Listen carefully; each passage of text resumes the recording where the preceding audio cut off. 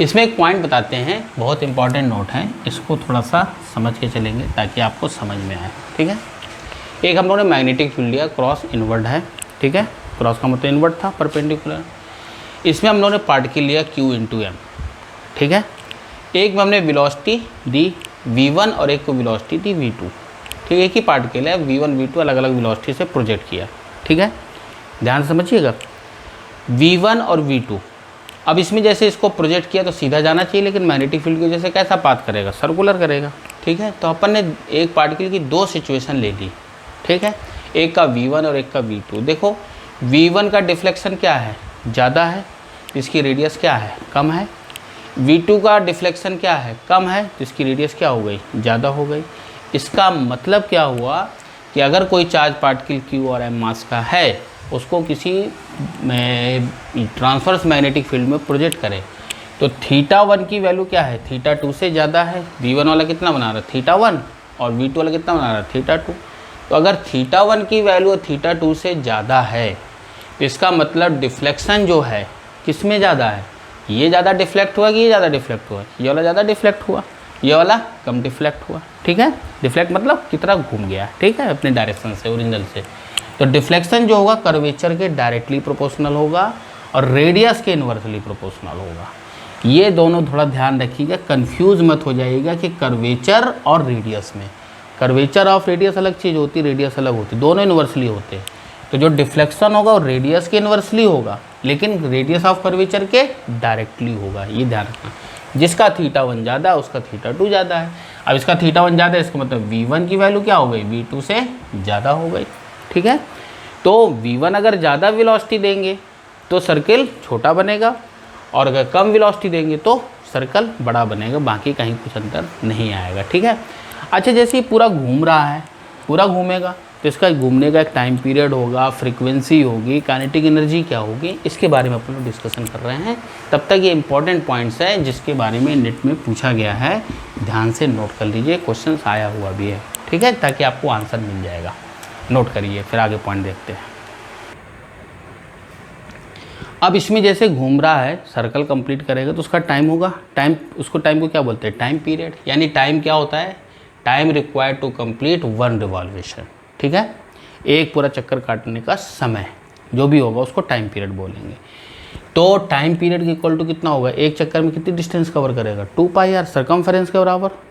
और वेलोसिटी क्या होगी, टाइम बराबर क्या होता है, डिस्टेंस अपॉन वेलोसिटी। तो डिस्टेंस कितना हो गया, 2πr, और वेलोसिटी हो गया, तो 2πr सरकमफेरेंस लिया अपॉन v लिया। ठीक है, अब r इक्वल टू क्या होता था, mb/qb होता था। ठीक है, ये अपन ने पढ़ा रेडियस का ही, r इक्वल टू mb/qb। तो अब इसमें देखा जाए तो r की जगह क्या रख सकते हैं, mb/qb रखा, तो इंटू करके रखा, तो mb/qb रखा, तो v से v कट गया, तो क्या बचा, 2πm/qb। ये टाइम पीरियड का आ गया। ठीक है, क्लियर। फ्रीक्वेंसी तो जानते हैं, फ्रीक्वेंसी क्या होता है, number of revolution in 1 second. एक सेकंड में जितने रिवॉल्यूशन करे उसको बोलते हैं फ्रीक्वेंसी। तो फ्रीक्वेंसी का क्या से डिफाइन करते हैं, रेसिप्रोकल, तो 1/t। तो 1/t करेंगे तो क्या आ जाएगा, qb/2πm। अच्छा, इसमें देखो कहीं पर भी वेलोसिटी नहीं आ रही ना, इसका मतलब time period does not depend on speed of particle and radius of circle. ये पार्टिकल चाहे छोटा सर्कल बनाए चाहे बड़ा सर्कल बनाए, दोनों का टाइम सेम होगा। क्यों सेम होगा, क्योंकि r इक्वल टू mb/qb, तो r/v की वैल्यू क्या होगी, m/qb। तो m कांस्टेंट है, q भी कांस्टेंट है, b भी कांस्टेंट है, इसका मतलब r/v की वैल्यू क्या होगी, कांस्टेंट। अगर वेलोसिटी ज़्यादा होगी तो रेडियस भी ज़्यादा होगी, क्लियर। अगर वेलोसिटी कम होगी तो रेडियस भी कम होगी, यानी दोनों का रेशियो क्या होगा, वो कांस्टेंट रहेगा। इसका कहने का मतलब क्या हो गया कि अगर r की वैल्यू बढ़ेगी तो v भी बढ़ जाएगा, कम रेडियस का है तो कम स्पीड होगी, ज़्यादा रेडियस का तो ज़्यादा स्पीड होगी, दोनों का कंप्लीट करने का टाइम क्या रहेगा, वो सेम रहेगा। इसका मतलब time period does not depends on speed of particle and radius of circle. बहुत इंपॉर्टेंट पॉइंट है, इसको नोट कर लीजिए और समझ लीजिए। ठीक है, फिर आगे हम लोग इसमें एक काइनेटिक एनर्जी का भी निकाल लेते हैं, तब इस तरीके से ये पार्ट फिनिश होगा। नोट करिए। तो अब इसमें जो अगला पार्ट आता है, टाइम पीरियड के बाद फ्रीक्वेंसी आया, अब जो आता है काइनेटिक एनर्जी, कि पार्टिकल की काइनेटिक एनर्जी कितनी होगी। ठीक है, तो काइनेटिक की फार्मूला क्या था, हाफ एम वी स्क्वायर, ठीक है। इसमें अगर आर की वैल्यू क्या थी, m b by q b थी, तो वी इक्वल टू क्या हो जाएगा, इधर चला जाएगा, तो वी की वैल्यू क्या हो जाएगी, r q b by m, ठीक है। यहाँ पर वी स्क्वायर करके रख दिया, जब स्क्वायर किया तो क्या आ जाएगा, r square q square b square upon m square, एक एम से एम कैंसिल हो जाएगा, तो क्या बचेगा, q square b square r square upon 2m, ठीक है। अब इसमें देखा जाए बाकी चीज़ें कांस्टेंट है, तो काइनेटिक एनर्जी किसके प्रोपोर्शनल में होगा, रेडियस का। अगर एक की रेडियस आर है, एक की रेडियस 2r है, तो काइनेटिक एनर्जी का रेशियो क्या हो जाएगा, उनके स्क्वायर के डायरेक्टली प्रोपोर्शनल होगा। मतलब अगर एक ही पार्टिकल की अलग अलग रेडियस है, जैसे मान लो इसकी r है, इसकी 2r है, तो इसकी काइनेटिक एनर्जी और इसकी काइनेटिक एनर्जी में क्या रिलेशन होगा, 4 टाइम्स ज़्यादा होगा। यानी कि रेडियस के डायरेक्टली प्रोपोर्शनल नहीं, बल्कि रेडियस के स्क्वायर के डायरेक्टली प्रोपोर्शनल होगा। ये सबसे इम्पॉर्टेंट पॉइंट था, ठीक है ना।